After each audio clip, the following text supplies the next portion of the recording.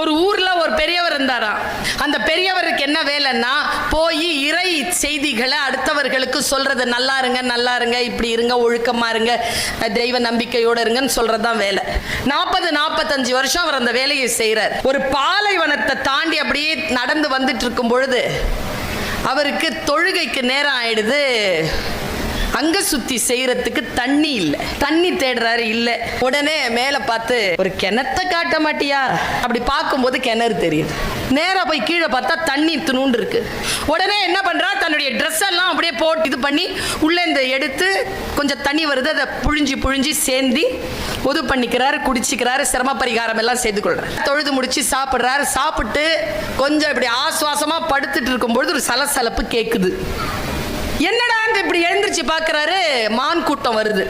மான் கூட்டம் வருதுன்னு இவர் கொஞ்சம் ஒரு கழிச்சு உள்ள போய் மறைஞ்சிக்கிறார். ஏன்னா செதறிடக்கூடாது. அது நேரா